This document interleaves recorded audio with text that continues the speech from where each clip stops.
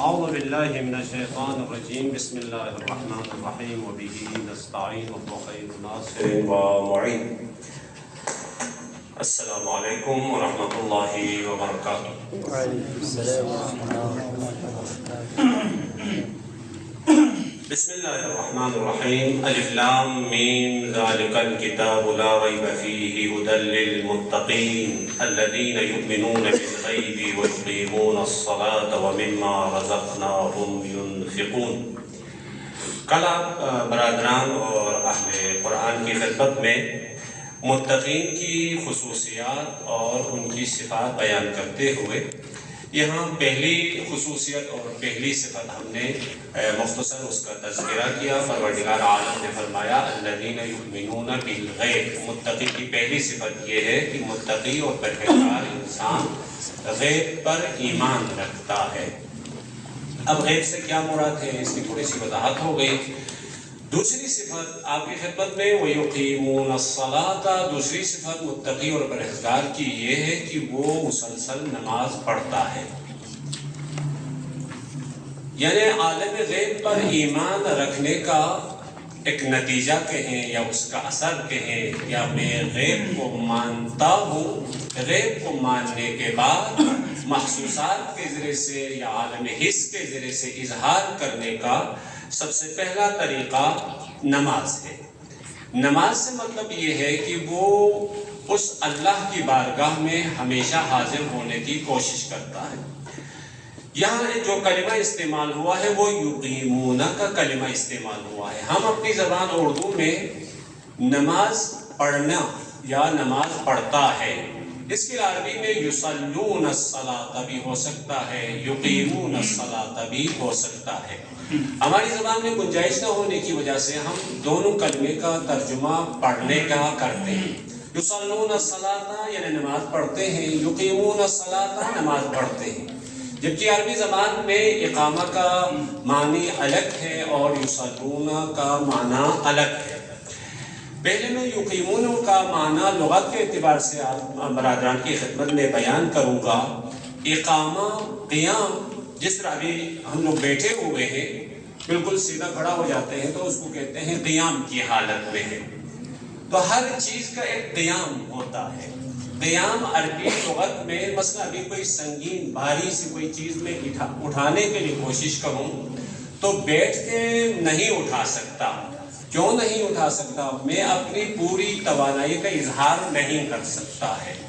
لہٰذا اس بھاری چیز کو, اس سنگین چیز کو اٹھانے کے لیے میں کھڑا ہو جاتا ہوں. قیام کی حالت میں یہ کھڑا ہونے کے بعد پھر اس بھاری چیز کو اٹھانے کی کوشش کرتا ہوں تو اٹھا پاتا ہوں. کیا فرق پڑا ہے؟ یعنی ایک حالت میں جب میں بیٹھا ہوا تھا قعود کی حالت میں اپنی پوری توانائی اور طاقت کا اظہار نہیں کر سکا. قیام کی حالت میں اپنی پوری طاقت اور توانائی کا اظہار کر سکا. یہ بات ہوا ہے. بس اس حالت کو یعنی بس قاعدہ کلی یہ ہے ہر وہ چیز جس کی پوری توانائی اور پوری طاقت اظہار کرنے کی اس حالت کو قیام کہا جاتا ہے. یہ معنی لغوی کے اعتبار سے. لیکن قرآن کی اپنی ایک روش ہے, وہ یہ ہے کہ القرآن یفسر بعضہ بعضا. قرآن دوسری آیت پہلی آیت کی ایک آیت دوسری آیت کی تفسیر کرتی ہے. اس قاعدے کے مطابق ہم یہاں دیکھیں کہ قرآن مجید میں پروردگار عالم نے اقامہ کا کلمہ کہاں کہاں کن کن چیزوں کے لیے استعمال کیا ہے. آپ پوری قرآن کی تلاوت کریں گے تو جہاں جہاں پروردگار عالم نے اقامہ کا کلمہ استعمال کیا ہے, مثلا دین کے لیے اقامہ کا کلمہ استعمال کیا ہے. سورہ شورى میں ارشاد ہوتا ہے شرع لکم من الدین ما وصى به نوحا والذی اوحینا الیک وما وصینا به ابراہیم وموسیٰ وعیسیٰ ان اقیموا الدین ولا تتفرقوا. یعنی انبیاء اولو العزم انبیاء, بزرگ انبیاء کا نام لے کر پروردگار عالم نے ان پہ ایک ذمہ داری ڈالی ہے. وہ ذمہ داری یہ ہے اقامہ دین کرنا.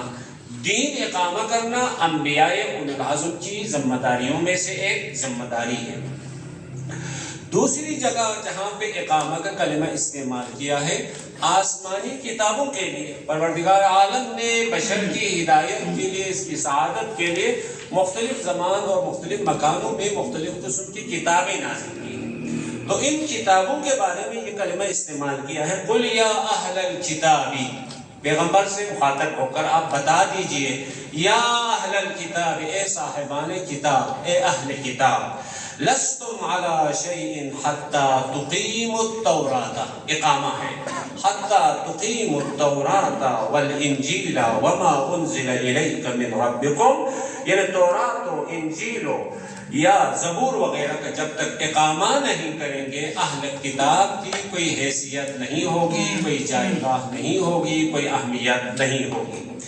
بس دوسرا مورد، آسمانی کتابوں کے لیے اقامہ کا کلمہ استعمال کیا ہے۔ تیسرا مورد نماز ہے۔ مثلا نماز میں کئی بار قرآن میں یہ آیت آپ کو ملے گی، اقیموا الصلاۃ وآتوا الزکاۃ، یا اقم الصلاۃ لذکری، یا اقم الصلاۃ ان الصلاۃ تنہی عن الفحشاء والمنکر۔ بس اقامت سے مطلب یہ ہے فقط نماز پڑھنا نہیں، بلکہ اس طرح سے نماز پڑھے، اس طرح سے نماز کا اقامہ کرے کہ نماز کے تمام آثار اور نماز کی تمام برکات، نماز کے تمام جو نتائج ہیں، وہ نتائج آپ نماز سے حاصل کر سکیں۔ نماز کی برکات، نماز کے آثار کیا ہے؟ خدا کی یاد، جیسے کہ اقم الصلاۃ لذکری، نماز پڑھو تاکہ خدا کی یاد کر سکے۔ اگر اس طرح سے ہم نماز اقامہ کریں کہ ہر انسان کی زندگی میں ہمیشہ خدا کی یاد باقی رہے، اب نماز پڑھے کیوں؟ اقم الصلاۃ ان الصلاۃ تنہی عن الفحشاء والمنکر، ہر قبیح عمل سے، ہر منکر سے روکنے کے لیے ہم نماز پڑھتے ہیں۔ بس نماز کی توانائی یہ ہے، نماز کے اصل اثر یہ ہے، نماز پڑھے تاکہ انسان کامیاب ہو۔ جیسے کہ سورہ مومنون میں نماز کے بارے میں ارشاد ہوا ہے، قد افلح المؤمنون الذین هم فی صلاتهم خاشعون۔ بس کامیاب ہونے کے لیے نماز پڑھنا ضروری ہے۔ خلاصہ کلام، بس نماز اس طرح سے پڑھے کہ نماز کے آثار و برکات آپ حاصل کر سکیں۔ وہ کیسے ہو سکتا ہے؟ وہ اس طرح سے ہو سکتا ہے کہ نماز پڑھتے وقت نماز کے احکام، نماز کی شرائط، نماز کے آداب اور نماز پڑھنے کے لیے ماحول اور فضا مہیا کرنے کی ضرورت ہے۔ یہ فقط ایک بندے خدا چاہتے کسی مسجد میں کسی کونے میں نماز پڑھنا مقصود نہیں ہے، بلکہ نماز کے لیے ماحول بنانے کی ضرورت ہے، نماز کے لیے فضا بنانے کی ضرورت ہے، نماز کو آداب کے ساتھ، شرائط کے ساتھ، احکام کے ساتھ پڑھنے کی ضرورت ہے۔ تو یہاں اس آیت میں یہ ارشاد فرمایا یقیمون الصلاۃ، متقین کی دوسری صفت یہ ہے یہ لوگ نماز اقامہ کرتے ہیں۔ آپ تاریخ میں عینی شواہد اور قرائن کی اگر جستجو کریں گے تو انبیاء علیہ السلام کے بعد ائمہ خدا علیہ السلام ہمارے لیے بہترین اقامہ صلاۃ کے نمونے ہیں۔ اسی لیے ہم امام حسین علیہ السلام کی زیارت میں یہ گواہی دیتے ہیں، اشہد انک قد اقمت الصلاۃ، یعنی قد صلیت الصلاۃ نہیں کہتے ہیں، یعنی میں گواہی دیتا ہوں بے شک آپ نماز اقامہ کر کے گئے ہیں۔ بس امام علیہ السلام جس طرح نماز پڑھتے تھے، جس طرح نماز کا ماحول فراہم کیا ہے، جس طرح نماز کی تبلیغ کی ہے، جس طرح نماز کی ترویج کی ہے، جس طرح نماز کی حفاظت کی ہے، یعنی نماز کی خاطر جو قربانی دی ہے، اس وجہ سے ہم کہتے ہیں قد اقمت الصلاۃ، یعنی قد صلیت الصلاۃ نہیں کہتے ہیں۔